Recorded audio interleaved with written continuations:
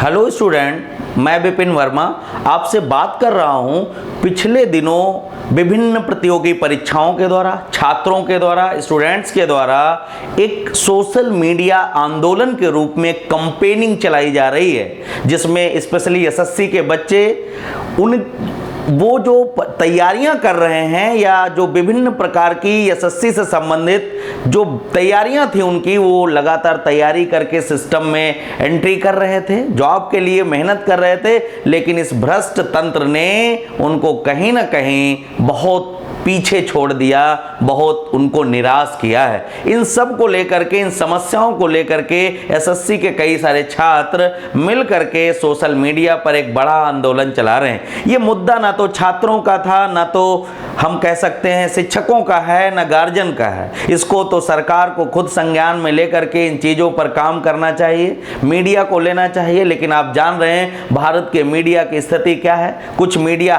Houses को छोड़ दिया जाए तो स्थिति ऐसी बन गई है कि वो उन मुद्दों को लेते हैं जिनमें कुछ सनसनी हो, कोई पॉलिटिकल अप्रोच हो या कोई और प्रकार का कनेक्शन हो, तो वो क्या करते हैं, उन मुद्दों को दिखाते हैं। वरना छात्रों की समस्याएं हो, शिक्षकों की समस्याएं हो, भारत में शिक्षा की व्यवस्था के तौर तरीके हों या उस शिक्षा व्यवस्था में भ्रष्ट तंत्र की व्यवस्था हो, उसके ऊपर कोई आवाज उठाने वाला नहीं है। लेकिन छात्रों ने खुद सुनिश्चित किया है कि अब हम क्या करेंगे, लगातार सरकार की इससे जो उम्मीदी है और वो उम्मीदी नाउम्मीदी में जो तब्दील हुई है, उसके लिए वो बोलेंगे। तो एसएससी के कई सारे छात्र ये प्रारंभ कर चुके हैं। लेकिन हम आपसे इल्तजा करते हैं, आपसे या चाहते हैं या आप मांग करते हैं कि आप सब लोग मिल करके इन एसएससी के छात्रों के साथ हम लोग भी कैंपेनिंग प्रारंभ करें। जैसे खास करके शिक्षक भर्ती परीक्षा या शिक्षक भर्ती से संबंधित तैयारी करने वाले छात्र,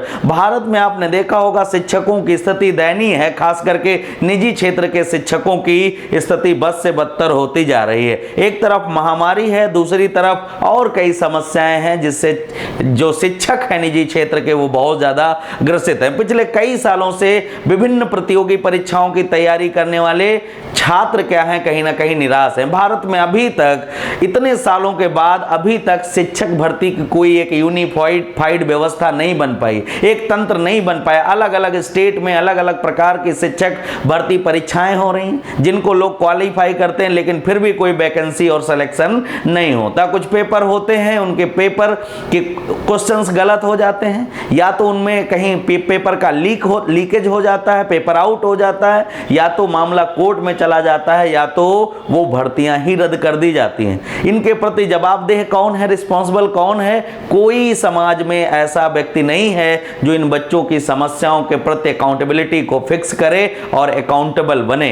तो हम सब लोग मिलकर के एज ए शिक्षक हम क्या करें, जो जैसे एसएससी के बच्चे कैंपेनिंग कर रहे हैं ट्विटर पर और विभिन्न सोशल मीडिया के जो प्लेटफॉर्म है उन पर, वैसे हम सब लोग मिलकर के कल 1 सितंबर है 11 बजे से हम एसएससी के साथ साथ कई सारे हैशटैग ट्रेंड कर रहे हैं। उसी के साथ हम क्या करेंगे, speak up for teachers, speak up for teacher, hashtag speak up for teachers, सही स्पेलिंग का इस्तेमाल करते हुए इसको क्या हम करेंगे, ट्विटर पर लिखेंगे। जो अपनी समस्याएं हैं, शिक्षकों की, छात्रों की, प्रतियोगी परीक्षाओं में जो भाग ले रहे हैं बच्चे, उन सब की वो सारे लोग मिलकर के क्या करें, इन सब के साथ एक साथ आवाज उठाएं, ताकि जो भ्रष्ट तंत्र है, जो व्यवस्था है, ये कहीं ना कहीं बदले। सरकारें आती और जाती रहती हैं, तंत्र वैसा का वैसा रहता है। इसलिए एक व्यवस्था बने जिसमें एक ट्रांसपेरेंट फैसिलिटी हो, जिसमें जो योग्य लोग हैं वो आसानी से अपनी नौकरी